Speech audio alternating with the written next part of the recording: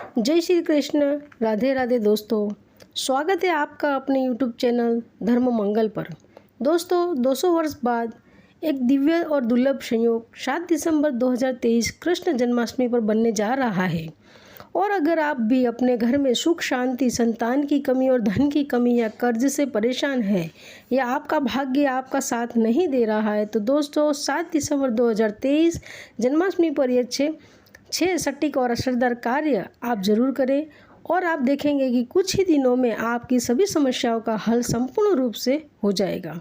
दोस्तों, कई हजार वर्षों बाद 7 दिसंबर 2023 को बहुत ही दुर्लभ और दिव्य संयोग बनने जा रहा है, क्योंकि इस दिन जन्माष्टमी के पावन पर्व के साथ साथ राजयोग, अमृत सिद्धि योग और साथ ही साथ धनलक्ष्मी जैसे कई योग बन रहे हैं।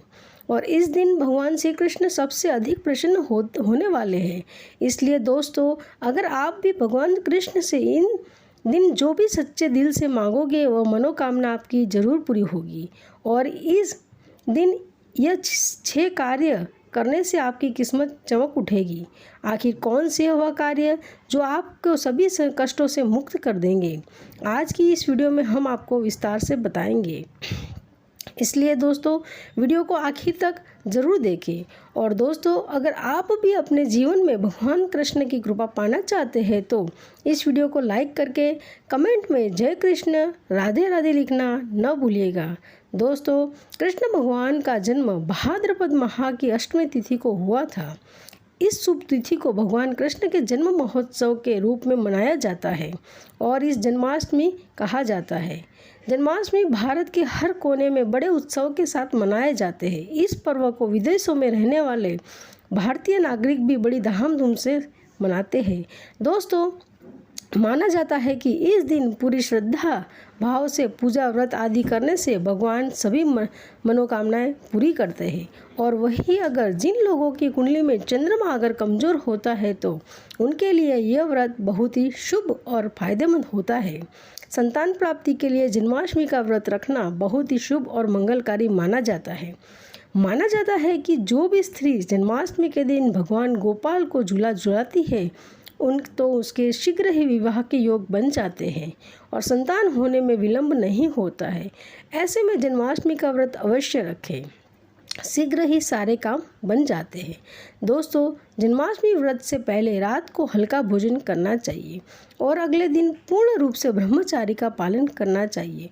उपवास के दिन ब्रह्म मुहूर्त में उठकर स्नान आदि से स्वच्छ होकर साफ वस्त्र पहनना चाहिए।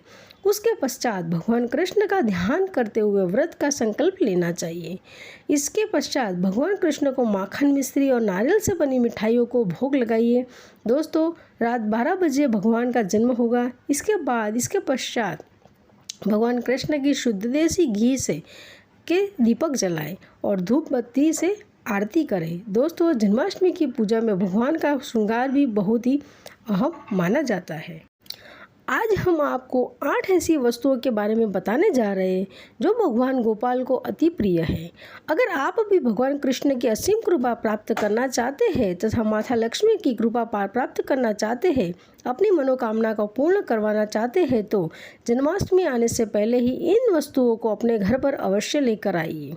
आप इन सभी वस्तुओं को घर में नहीं ला सकते हैं तो कम से कम आप इनमें से कोई एक वस्तु अपने घर पर अवश्य लाएं और भगवान श्री कृष्ण को यह वस्तु अवश्य अर्पित करें।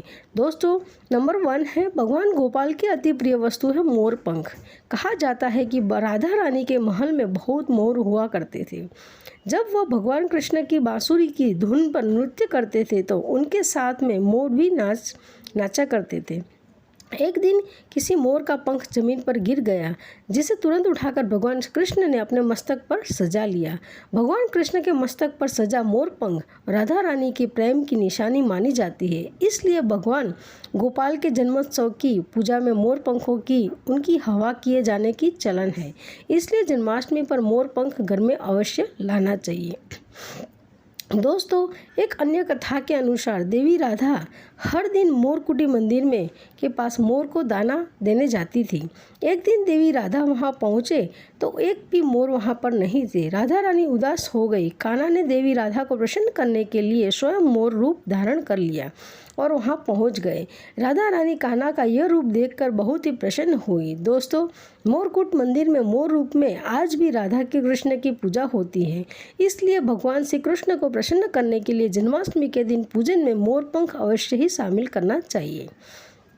हिंदू मान्यताओं के अनुसार घर में मोर पंख का प्रयोग करने से आपत्ति टल जाती है। विशेष रूप से कहा जाता है कि मोर पंख से बुरी आत्माएं पास नहीं आती। मोर पंखों को भगवान गोपाल ने अपने मुख पर स्थान दिया तथा सम्मान दिया। वास्तु के अनुसार मोर पंख घर के अनेक प्रकार के वास्तु दोषों को दूर करता है और मोर पंख सकारात्मक ऊर्जा को अपनी ओर खींचता है। मोर पंख मोर की बाजू से अलग होने के बावजूद वो जीवित रहता है।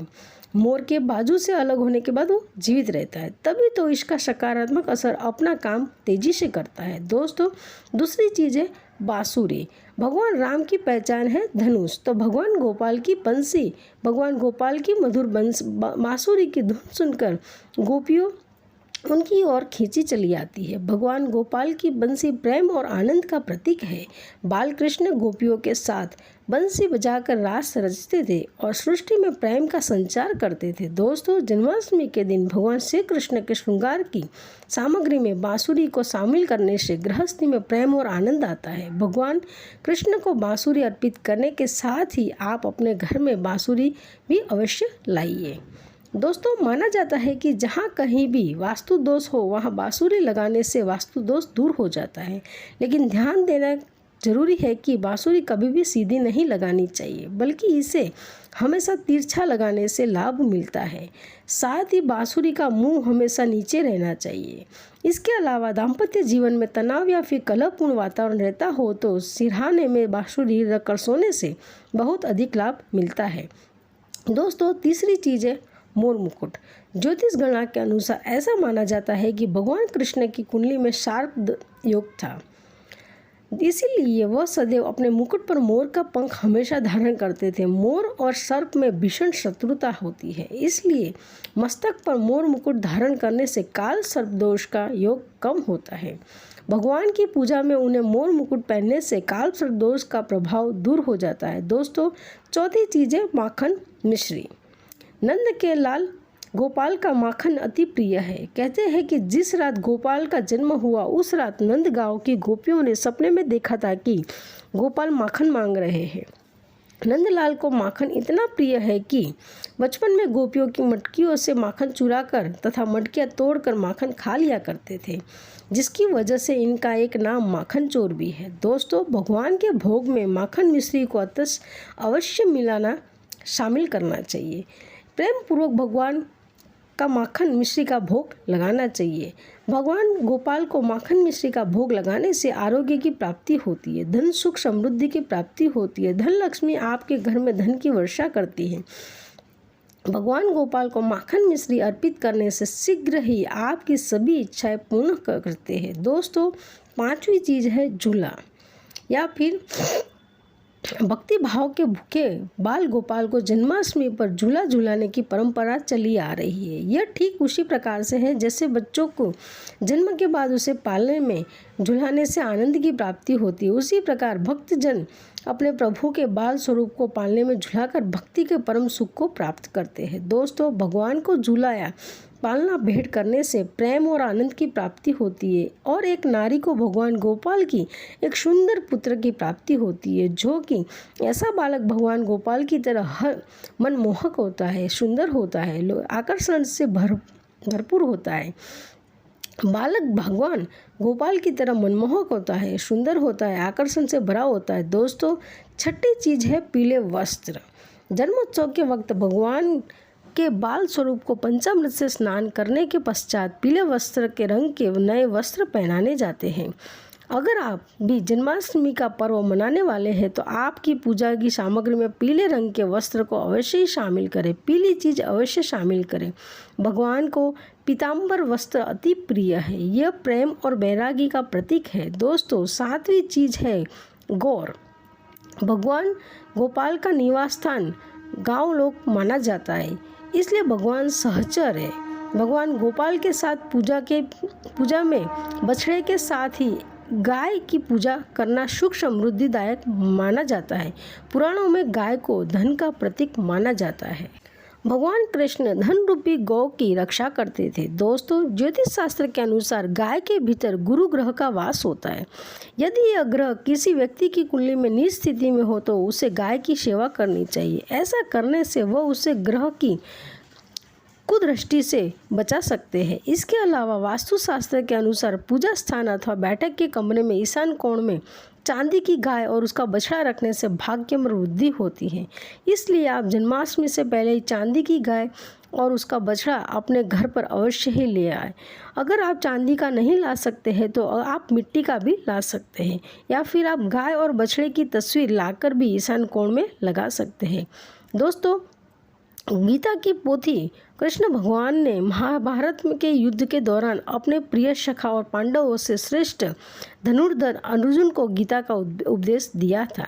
गीता मुंह से निकल से संसार देखने का मार्ग बताती है। इसे भगवान श्री कृष्ण की वाणी कहते हैं, जो मनुष्य को मुक्ति का मार्ग और कर्म पथ पर चलने का ज्ञान देती है।